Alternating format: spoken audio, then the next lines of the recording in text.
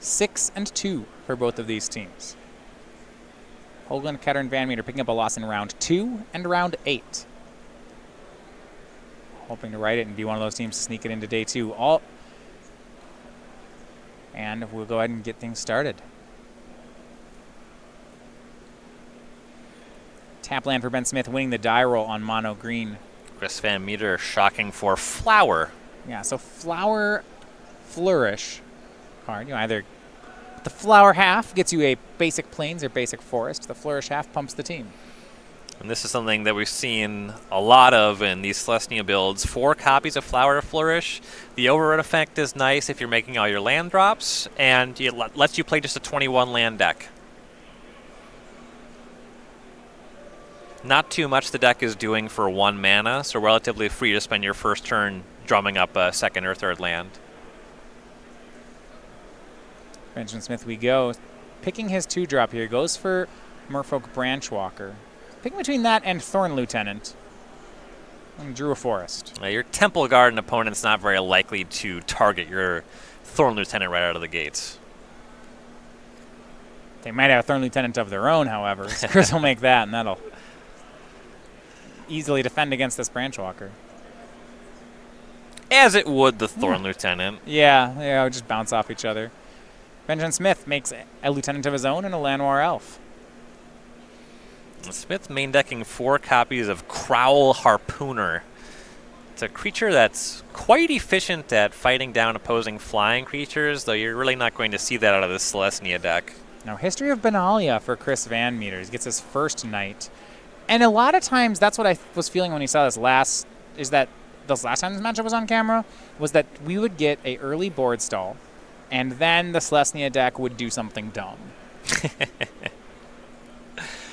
Yeah, once you get past the initial attack, VanMeter's deck just has elements that really snowball his advantages. The History of Benalia here is already good just for 2 tokens, whereas everything Smith is doing is just committing 1 creature to the battlefield. Inevitably, you start seeing some March of the Multitude, so VanMeter can go much wider. Chuckle here, Smith tapped his 1 black mana, and then untapped it. VanMeter says, so you have Assassin's Trophy, right? And this was, yeah. He's deciding, I think, whether or not he wants to trophy the History of Benalia, which, understandable.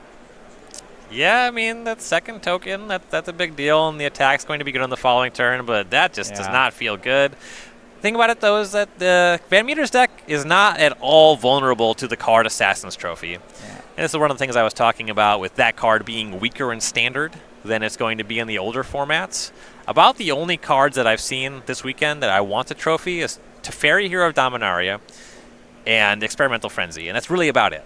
I think see the reason he goes to that play. He's got a second Assassin's Trophy in his hand, which he can't cast both of them. He only has 1 black mana. Yeah, and I think also it's unlike maybe you might find 1 better target than History, but you're not going to find 2 better targets. And if that's true, then it makes sense to make this play. Right. Yeah, VanMeter does have 2 main deck copies of Trostani Discordant, which is weirdly one of the better targets because of it has the Static Glorious Anthem effect, but it at least replaces itself with 2 tokens. Yeah, the deck really not vulnerable to trophy at all.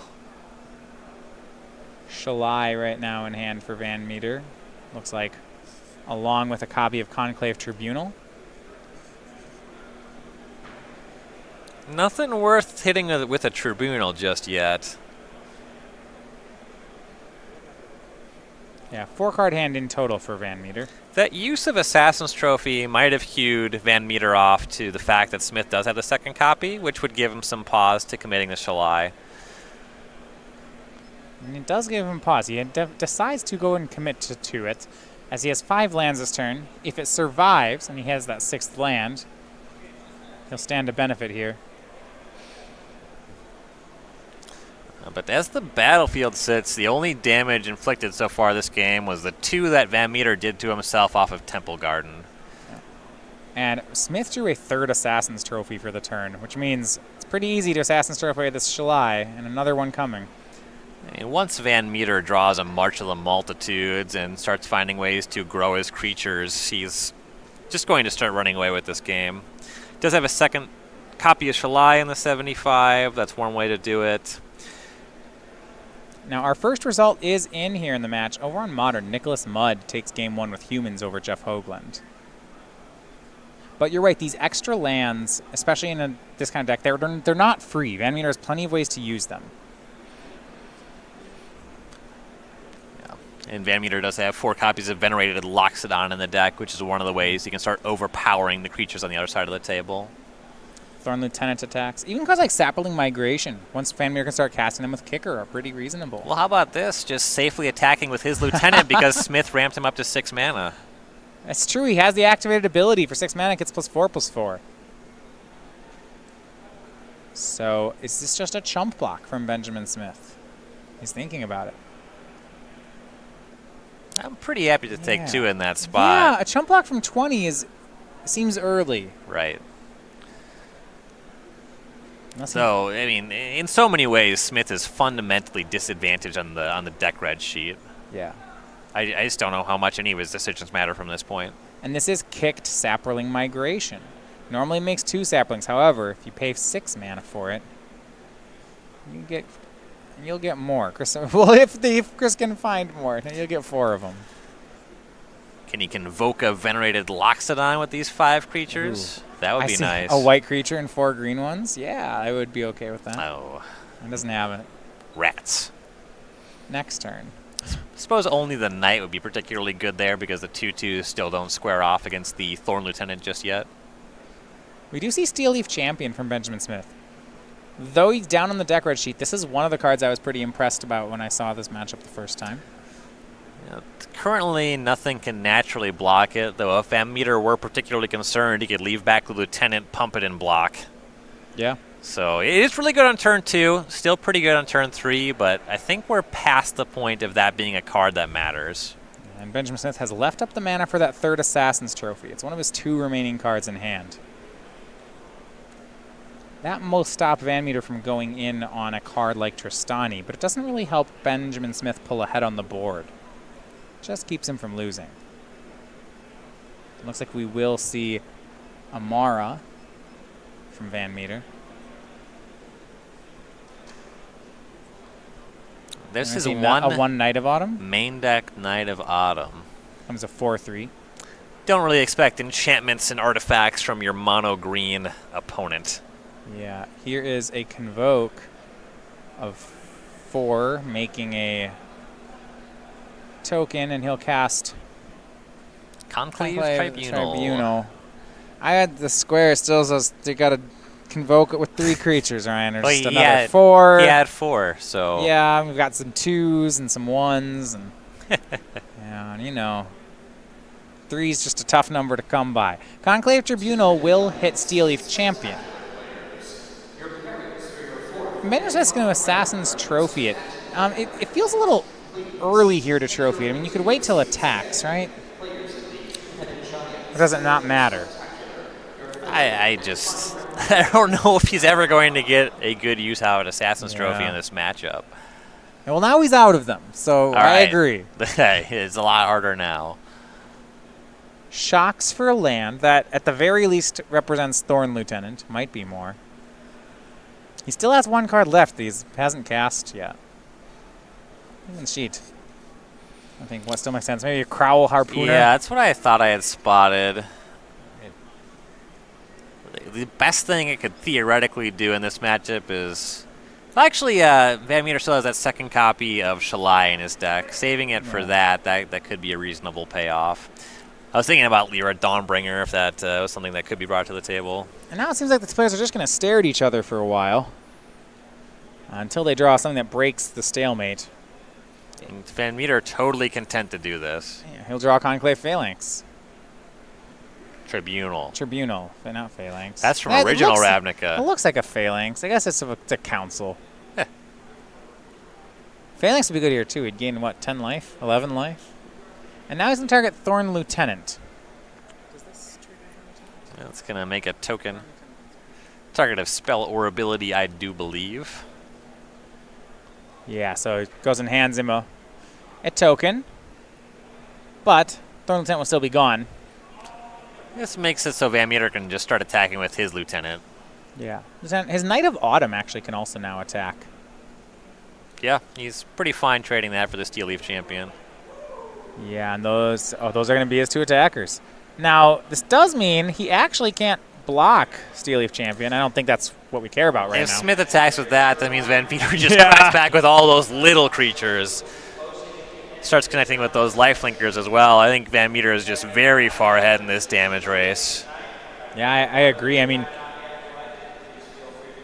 both players kind of just making a wall of ground creatures. There's just so many more ways to break the stalemate. VanMeter has removal. Smith does not. That's what we're seeing here. VanMeter also has more cards that scale. Tristani, Shalai. That's the big one. March of the Multitudes. And this is also just kind of a trademark issue of the green aggressive decks is all he gets to do is play creatures and attack with them. That's just the entire game plan. Yeah. It's just 1-for-1 creatures that attack and block. And when the board gets gummed down, your entire strategy is just invalidated. There's nothing your deck can do. So Steel Leaf Champion traded with Knight of Autumn. The last turn, the Thorn Lieutenant hit in for 6. Ben Smith dumps the rest of his hand, which is a Crowl Harpooner and a replacement Steel Leaf Champion. But that still doesn't solve the problem that Chris is presenting right now. And we've been talking about March of the Multitudes as a Sphinx's Revelation imitation. So in this, yeah, exactly. It's way more like a Blaze. Yeah.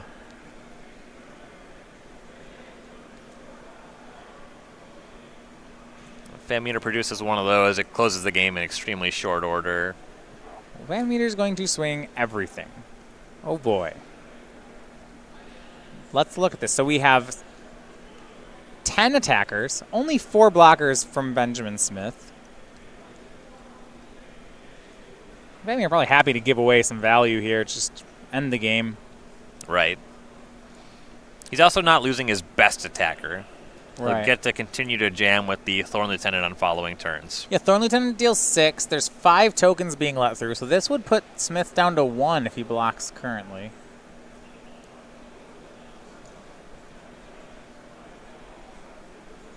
You can go to 1 or to 2. Or he could just chump Thorn Lieutenant. And deciding that play. All right, looks like it's just going to be a chump block on Thorn Lieutenant, which means 5 damage gets through. 2 pairs of creatures trade. A third one each is eaten in combat. VanMeter to 20.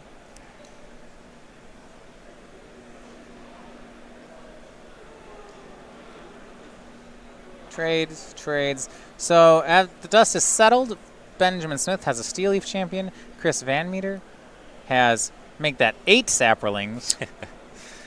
2 Lifelinkers and a Thorn Lieutenant. And this is a game where if Smith was able to cast Finality, you could see him just winning from here. Yeah. That's the one card that really seems to matter in this matchup. But it's not in his deck red sheet. So game 1 goes to Chris VanMeter. He puts 1 in the win column for his side. And with that, we'll go ahead and look over the sideboards. So Benjamin Smith, unlike last time we did not see Find Finality, let's look at what he does have and what options that gives him. Yeah, he has 3 Deathgorge Scavenger, 3 Duress, 2 Carnage Tyrant, 2 Reclamation Sage, 2 Shaper's Sanctuary, 2 Vivian Reed, and a Vraska Relic Seeker. The Reclamation Sage, that's kind of whatever. I mean, a way to destroy Conclave Tribunal. That's sure. the thing that's fine. I like the Vraska Relic Seeker more for that role. Yeah, and I like the plussing to make 2/2 menaces. It seems decent. Right. I suppose Carnage Tyrant forces a lot of tokens into combat with it. It's really slow, though, and if there's any kind of Anthem effect or a Venerated Loxodon, you're trading a lot of mana for not that much meaningful material on VanMeter's side. Yeah, when Venerated Loxodon, in a lot of ways, in Chris's deck, is going to function like an 8/8 for 5 because it's 4 power on its own and it'll pump about 4 things. When you're playing a 7/6 for 6 and your opponent's on an 8/8 for 5, I mean, it's playable, but it's not great. The best card in Smith's sideboard might actually be these 3 copies of Duress. You just want to set up, take whatever the biggest non-creature token generating thing is available. In some games it's going to be History of Benalia. In other games it's going to be March of the Multitudes. Get that stuff out. Maybe even just cover a copy of the removal spell. Yeah. Of the Conclave Tribunal, and just try to stick your early Pelt Collectors, because Smith just has to come out of the gates attacking. That's really the only way his configuration wins this matchup. Yeah. And that mostly makes sense. And Chris VanMeter's deck is, at least in the main, 16 creatures, 23 spells. Despite being a creatures deck, it has so much token making that it's heavier on spells. So I can see that. Now on VanMeter's side, he's got a mix of finishers, sweepers, and spot removal. When we saw Todd Stevens play this, he went for some of each of it. And I feel like we're still a little bit out on what you'd like to do here. Yeah, I mean, the combination of Lyra Dawnbringer and Cleansing Nova, because you're bringing in another high-impact spell in the form of the Lyra to reset after a sweeper, I think it's totally reasonable to bring in both of those cards. And you're going to play games where either one of them really just wins the game on the spot. You know, so whatever, overload on that, that's all fine. The Settled Wreckage also seems quite good in the matchup. Yeah, I do like that. Seal Away, the card that I was most threatened by on the Celestia token side, it felt like a Steel Leaf Champion. Yep, yeah, so the Seal Aways, those are just pretty clearly the first 4 cards that we're bringing in. Yeah. Now, as we wrap things up this evening in this match, make sure to check out our weekly sale going over at StarCityGames.com. Big savings on select sealed products and supplies. And that's been going on all week. We have that going on over on the weekend at StarCityGames.com/weekly sale.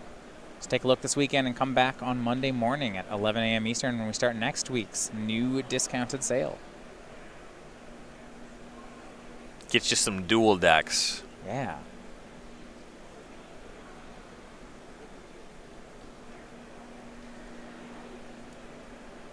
And Hoogland takes game 2, some updates. Hoogland and Ketter both picking up wins, so that'll force a game 3 on the Modern table, and over on Legacy, Ketter just getting the first game. Grixis Control and Azoria Stoneblade. We have two. We're kind of back in this almost soupy spot in Legacy where people like to play just 3-color good stuff fair decks, but they're not all just Delver decks. There's just like, there's Stoneblade versus some slow Delver or slow not Delver. I gotta say, I like Grixis Control in that matchup a lot. Okay. The reason this deck's been really picking up in popularity lately is people just kind of put together that Kolaghan's Command's really good in Legacy. Yeah. And you know what's really bad against Kolaghan's Command? Stoneforge Mystic. Does take 2 damage, and it puts artifacts into play, so I see where you're going. They put a Batter Skull into play, and you cast 1 Kolaghan's Command. And right. Say, shock the Mystic, blow up the Batter Skull. And, okay. Yeah. We did it. I am curious about the humans versus Golgari matchup in Modern. One thing about decks like Jund, they can still have a rough go against humans, but they at least have the option to load up on 2 different 1-mana removal spells. You get Fatal Push and Lightning Bolt, whereas in Golgari, your second removal spell is going to cost you 2 mana. He does have a Dismember in his sideboard, though I honestly would be looking at maybe Disfigure even for this matchup, just because you want to be casting something on the first turn of the game, and your life total is a very real resource that you don't want to spend. I do like how much removal Jeff has. 4 Assassin's Trophy, 4 Fatal Push, an Abrupt Decay, 5 Lilianas, 2 Collective Brutalities. That's a ton of ways, but they're all 1-for-1s. Well, the Lilianas can be better, but it's still a lot. Mm-hmm. Yeah, Trophy is pretty nice. It gives you another card that's a clean answer to Mantis Rider every time. Yeah. Which is really a concern when you have to trigger Revolt with Fatal Push to answer that and things of that nature. I think it has a different name than Abrupt Decay, which matters here. Right, you get that mix. Yeah, and actually Jeff languishes in his sideboard. That seems excellent. Yeah, that one is quite strong. Not something I see too much of in Modern, but plays pretty well in Tarmogoyf decks. Yeah, I like that. That's a nice interaction.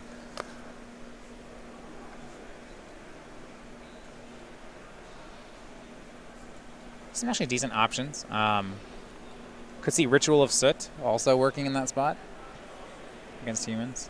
But that would destroy your Tarmogoyfs. Oh. Okay, oh yeah, I see. Yeah, we're not playing Damnation, we're playing Plague Wind. Right. Plague Wind's a bit stronger. Yeah. What, 3 mana stronger? Something like that. That's actually an element of a cube of mine. There's a kind of a green-black deck that tries to cast Mind Rack Demon and Tarmogoyf, and it really wants to play Languish because it's Plague Wind. Yeah.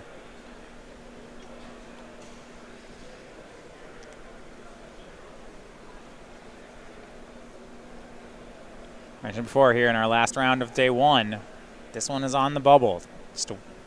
Both teams need a win to advance to day 2.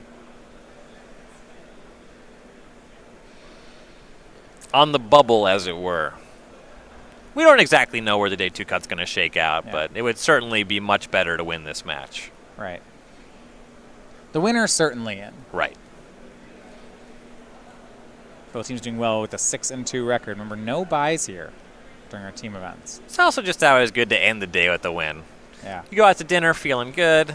I've done the 7-0-0-2, and even though you make day 2, it's not a happy dinner. Yeah, it's just draining, you know? Yeah. I mean, just think about every time you've 0-2'd a tournament. Right. And then just doing that at the end of it a day where you're already kind of like worn out. I've also done the 0-2-7-0. That's an amazing dinner. Yeah, that one's nice. It's like, oh, hey guys, I'm in day 2. All right, we have Pelt Collector as a start from Benjamin Smith. He's on the play here for our second game. Chris playing Flower. And this is the start that Smith wants to have. Let's see how quickly he can grow the Pelt Collector. Yeah, we haven't seen a really big Pelt Collector draw in any of our green decks yet. We saw a deck cast 3 Pelt Collectors and then be unable to grow any of them. I think he might be facing the decision of immediately growing this collector or casting second Pelt Collector with no second 1-mana spell. Okay. It looks like, yeah, that's what he was consulting with his teammate about. Lands on second Collector, which I do like a good amount. Yeah, figures these will still have another chance to attack in. If you don't play the second Collector early, you're really limiting how big it's ever going to become. Right.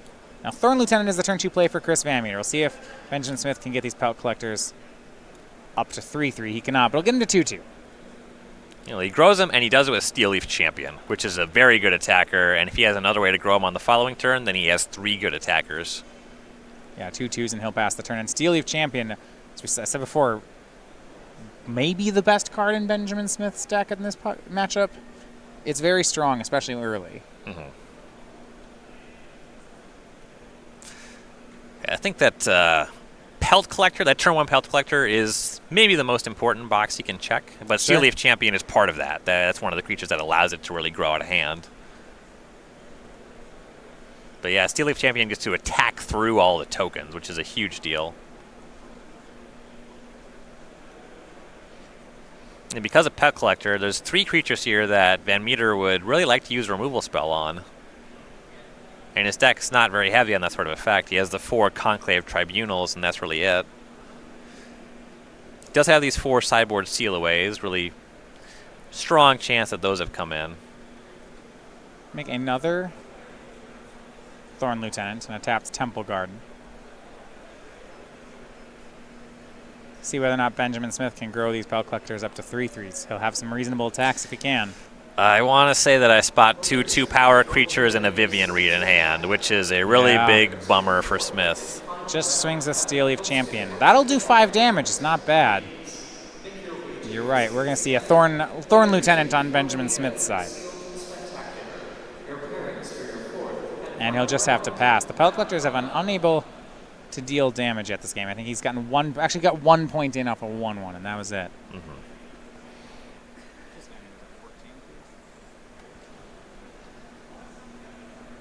And now we see Knight of Autumn from Chris VanMeter. He'll go ahead and make it into a 4/3, no 4th land. Yeah, that blocks the champion. Yeah. It's about all he needs out of this turn. Thrashing Brontodon. That's the pickup for Benjamin Smith, and a big pickup indeed. The Pelt Collectors are going to grow up to 3/3s. And we'll see where Smith how he wants to attack now. So this is interesting because Pelt Collector checks on larger creatures dying as well. So if you get the Steel Leaf Champion to trade in combat here, then the Collectors will grow again. Right. So he's going to swing all 3. Mm-hmm. Though just 1 more counter, either way he's in a position where a double block on VanMeter's side would kill one of the Collectors and trade one of his creatures. So I do like this attack a lot. Yeah, and that's what he's going to do, double block. So if Pelt Collector's going to trade with the Thorn Lieutenant, the Steel Leaf will trade with the Knight of Autumn. 3 damage will come in, dropping VanMeter down to 11. But then the part you mentioned, because Steel Leaf Champion died, the Collector that got through becomes a 3/3. Yep. And now he has pretty good attacks on the following turn. Really, all 3 of his creatures can start attacking unless VanMeter can add to his battlefield in a meaningful way. VanMeter draws History of Benalia. He also has Seal Away in hand. These are great cards, except Thrashing Brontodon is on the board, so these are all enchantments. Mm-hmm. And also, they're just a little small. He'll make a Knight with History of Benalia. I mean, that's well and good. Now he has a really good double block on the Pelt Collector. Yeah. Can't double block. He's still taking damage, though, right? If Benjamin Smith swings out. Sure, he has a good double block. However, he'd take 5. Smith's going to blow up Mr. Benali with Reclamation Sage, and we'll see if he wants to swing the team. It's not the worst of attacks. Yeah. Pelt Collector, Thorn Lieutenant, they're pretty reasonable attacks. I don't know if I love offering the trade on Brontodon for Thorn Lieutenant. It's fine. Well, that means if that trade happens, he'll get 6 damage, which is half of Chris's life total. 6 damage is good, but again, it's a mono-green deck with no reach, and then suddenly VanMeter is able to use a copy of Conclave Tribunal, Sure. Deal with your Pelt Collector, and then I guess even breaking that's not very good. It's kind of just a tough spot for Smith. You're probably right. You just have to pressure the life total because he's in a lot of trouble if VanMeter has a removal spell in the first place. Yeah. So he has all the double blocks are good, but Chris VanMeter can only double block one of them. Right. And goes for Pelt Collector. So Thorn Lieutenant will get traded for Collector, but 5 damage comes in. VanMeter drops to 6. And he lost his X3, which means this Reclamation Sage may be free to attack next turn. Yeah. 4th land finally produced for VanMeter. We'll see what he has. Ooh, he has a Cleansing Nova in hand. Can't cast that one just yet. Yeah, if he can survive to it, it's pretty good. Sapperling Migration he's thinking about just as actual chump blockers. Yeah, if he could cast Migration, block his way out of this turn, and then Nova on the following turn, he'd need to draw a land. But if he does, that's really punishing for Smith's deck. Update, Jeff Hoogland, the full comeback over Nicholas Mudd, takes both sideboarded games, and Golgari Midrange is the winner, which means a game win from VanMeter or Kent Ketter is going to end the match. Yeah, and as I mentioned before, Kent Ketter, I believe, quite favored in the Legacy seat, and game's not over in the Standard seat. VanMeter is still very capable of winning from here. Here is the Sapling Migration for 2 1/1s. Just trying to buy time is Chris VanMeter. You see that Cleansing Nova up at the front. He's got Cleansing Nova, Shalai, and it looks like Seal Away as his 3 cards. And yeah, if he can Nova the Brontodon, then he gets it off the board. His Seal Away is now live. There's a lot to like here. Oh, yeah.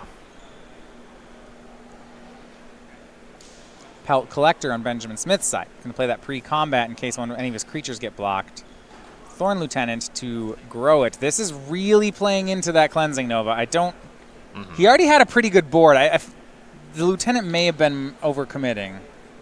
Right, and I mean, this is all pre-combat too, so Yeah. VanMeter is probably already planning on doing some chump blocking, but now he knows, block here, draw the land. If you do, you kind of win on the spot. Yeah, the idea of doing this was to grow the Pelt Collector once so that it could grow again under less favorable blocking. Yeah, VanMeter just puts all of his creatures in front of the Brontodon. Yeah, I think so. I think so. VanMeter's playing for land Nova. Is there a way he can get 2 shots at it instead of 1? So yeah, he could just use the Seal Away, trade off a Sapling with the Reclamation Sage. That's totally reasonable. Yeah, seals away the Brontodon. Well, he's going to just block everything. Trades the Knight with the Thorn Lieutenant, the Sapling with the Reclamation Sage. Doesn't take any damage. Yeah, he should get multiple chances. Okay. Yeah, and now he still has the Sapling as a solid blocker on the following turn. Either draws the land or if he doesn't. And if he doesn't use the Nova on this turn, Smith is very likely to just commit some other creature on the next turn. He draws Conclave Tribunal. By making this play, VanMeter did lose the potential for a post-Nova seal away, but I really like the play. And now he's got to choose, right? He's got the Sweeper, and he has Shalai and Tribunal. I think it's Shalai or Tribunal, but they're 2 very different directions to the game. Right. And I like that he went for Shalai. It makes it so Smith has to commit something else to the battlefield to start making good attacks. Ooh. This is a nice one, though. There's that Crawl Harpooner. There's creatures in the graveyard that's going to fight Shalai cleanly. Let's see how many. 1. Do we have a lot? Yeah, okay. Shalai's it's just more than 1. Okay. It dies, but it also then works with Pelt Collector. Here's a swing for 5. Okay, jump block for Chris. He takes 2, goes to 4. He has some draws to tread water, but land for Cleansing Nova is really what he's looking for. Yeah, I guess a creature buys him another turn. Sapling Migration would Fog here. tap land. Ooh, there's that. Yeah. The Memorial. So he'll play Conclave Tribunal. And Merfolk Branchwalker revealing Duress for Benjamin Smith. Swing and VanMeter down to 2. It looks like he'll survive to Cleansing Nova. And he'll do that. Stabilizing maybe at 2. We'll see. Styling a little bit. You saw him show that it was not the card he drew. Ben Smith draws another Duress. He doesn't have black mana. And Flower Flourish from VanMeter to find a 6th land. Plays it. He does have some 1/1s now at that Memorial, but instead he'll make Thorn Lieutenant. Vivian Reed for Smith. This isn't helping at all. He's drawing a lot of uncastables. Right. And now VanMeter can go to work, and he'll just pump. Let's deal 6 of Smith down to 14. Yeah, he doesn't have anything in hand, so. Yeah. Overgrown Tomb for Smith. Down to 12, but black mana's unlocked. Yeah. Chris, a little dance with his fingers, no hand there. Says, yeah, you might have a Duress. That's cool. 5 mana. Ooh. Tristani. Okay, we're doing things now. This brings 2 tokens into play. It's going to pump the team. And Chris, that has set up well for the Cleansing Nova. This may be enough. Right, and he also is going to have that Memorial in the next turn minimally. Yeah, Thorn Lieutenant can attack in now for 3 thanks to Tristani. 5th land finally for Benjamin Smith. Vivian Reed's online, but what will it do? We'll see. Planeswalker onto the board. Could destroy a Conclave Tribunal. Could dig for a creature. That's going to get attacked, but that's what it'll do. Is it going to get attacked? Yeah, I mean, if it's not going to get attacked, that's a bad sign. Wait, hold on. Thorn Lieutenant is a 7 power. 8, and he's just dead. Yeah, this is just he's lethal. Dead. Yeah, it's not getting attacked. There's onboard lethal. Smith is getting attacked for onboard lethal, yeah. We had to try to minus it. I don't know. It doesn't matter. They all lose. I don't think Smith's winning this game. Yeah. I don't think he's. I think his deck has really long odds of winning this matchup, to be entirely honest. I agree. And now we're going to see it. 7 from the Thorn Lieutenant. 8, 9, 10, 11 from the tokens. That'll be enough. Chris VanMeter down to 2 with his opponent 20, turns the corner. He's the 2-0 winner. Jeff Hoogland's the 2-1 winner. And they'll take Kent Ketter on to day 2 with a 7-2 record. Yeah, gotta feel pretty good about that win. Pretty commanding fashion there in round 9. We'll see them on the second day of competition, and we'll see how the rest of the event shakes out. We'll find out exactly